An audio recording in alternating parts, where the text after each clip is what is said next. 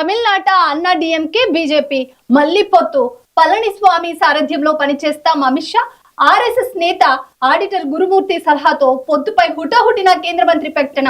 Palani demand తోనే BJP రాష్ట్ర అధ్యక్ష పదవి నుంచి అన్నమలై తొలగింపు, కొత్త సారథిగా నాగేంద్రన్ నియామకం, డిఎంకే దూకుడుతో కమలనాథుల నిర్ణయం.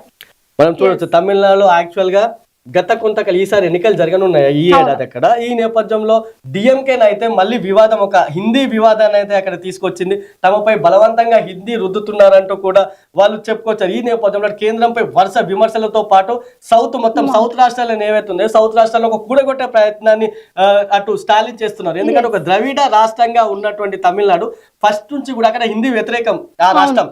అక్కడ ఎవరు కూడా హిందీని సహించరు, హిందీలో మాట్లాడేందుకు కూడా వాళ్ళు అంగీకరించరు. మాకు హిందీ వద్దని వాళ్ళు కరాఖండిగా చెప్తారు. ఈ నేపథ్యంలో స్టాలిన్ మళ్ళీ ఒక ఇది ఎన్నికల ఎత్తుగడ అయితే బీజేపీ ఇది ఎన్నికల ఎత్తుగడగా మన స్టాలిన్ చెప్పొచ్చు. స్టాలిన్ తీసుకున్న నిర్ణయం ఆయన వేసే అడుగులు అయితే ఒక ఎన్నికల ఎత్తుగడగా ఉన్నాయి. ఈ నేపథ్యంలో బీజేపీ యాక్చువల్గా అక్కడ ఒంటరిగా పోటీ చేయాలనుకుంది తమిళనాడులో బీజేపీ.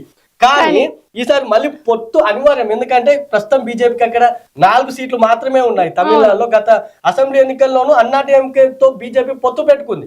అప్పుడు 4 ఎమ్మెల్యే సీట్లను మాత్రం అక్కడ గెలుచుకోగలిగింది. ఎంపీ సీట్లు మాత్రం అక్కడ మొత్తం డిఎంకే కాంగ్రెస్ పార్టీలు అక్కడ ఎంపీ సీట్లను అయితే గత పార్లమెంట్ ఎన్నికల్లో కైవసం చేసుకున్న పరిస్థితి ఉంది.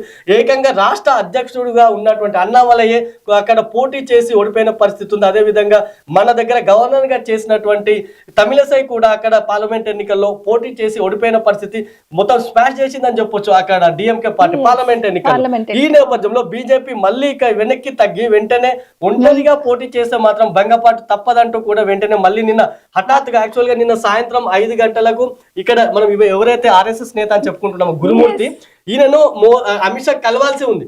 కానీ నిన్న 10 గంటలకే అమిత్ షా నిన్న 10 గంటలకే ఆర్ఎస్ఎస్ నేత వారి ఇంటికి వెళ్ళి ఆయన కలిసి ఆయన వెంటనే మీరు ఆలస్యం చేయొద్దు, వెంటనే పొత్తు ప్రకటన చేయండి, దీనివల్ల ఆలస్యం చేస్తే మళ్ళీ ఎఫెక్ట్ పడుతుంది అని చెప్పేసి ఆయన ఇచ్చిన సలహాతో వెంటనే అదే హోటల్ కి పళనిస్వామిని పిలిపించుకున్నారు. అక్కడ గంట పాటు చర్చించిన తర్వాత స్వయంగా కేంద్ర మంత్రిగా ఉన్న అమిత్ షాని ఆ పొత్తు ప్రకటన కూడా చేసిన పరిస్థితి ఉంది నిన్న హడావిడిగా. అయితే ఇక్కడ ఇంకొక విషయం మనం ప్రధానంగా చర్చించుకోవాలి. అది ఏంటంటే ప్రస్తుత రాష్ట్ర అధ్యక్షుడిగా ఉన్నటువంటి అన్నామలై, ఆయన ఒక ఐపీఎస్ ఆఫీసర్. ఆయన అన్నామలైని ఆ బాధ్యతల నుంచి తొలగించి ఎమ్మెల్యేగా ఉన్నటువంటి నాగేంద్రన్ కు ఆ బాధ్యతలను అయితే అప్పగించారు. ఎందుకంటే పళనిస్వామికి అక్కడ ఉన్నటువంటి అన్నామలైకి పడదు, వారి మధ్య చాలా విభేదాలు ఉన్నాయి, తీవ్ర విభేదాలు. ఒకవేళ పళనిస్వామిని తొలగిస్తేనే నేను బీజేపీతో పొత్తుకైతే సైలెంట్ అన్నట్టు కూడా పళనిస్వామి అక్కడ అమిత్ షా ముందు గతంలోనే చెప్పారు. నిన్న అమిత్ షా ముందు కూడా ఆ ప్రతిపాదన అయితే తెచ్చారు.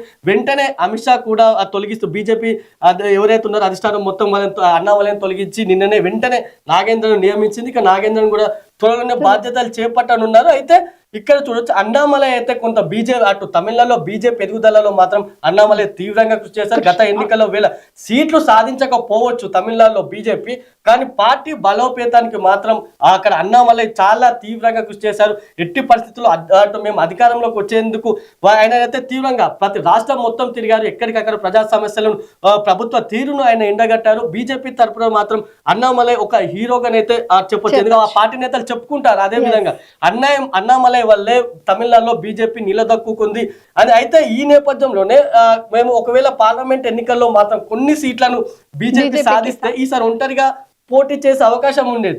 కానీ మొన్న అయితే 0 సీట్స్ కు పరిమితం అవడంతో బీజేపీ కూడా కొంత పునరాలోచన పడేది. మరి అదే విధంగా ఇక్కడ వీళ్ళు తీసుకొచ్చినటువంటి కొత్త విద్యా విధానంతో పాటు హిందీ భాషపై అటు డిఎంకే దూకుడుగా వెళ్తుంది. ఇప్పుడు వాటన్నిటికీ కళ్ళెం వేయాలంటే అక్కడ అన్న డిఎంకే పొత్తు కంపల్సరీ. ఈ నేపథ్యంలోనే అటు స్టాలిన్ కూడా అటు అమిత్ షా కూడా స్టాలిన్ కు చెక్కు పెట్టేందుకే ఈ పొత్తుగా మనం భావించవచ్చు.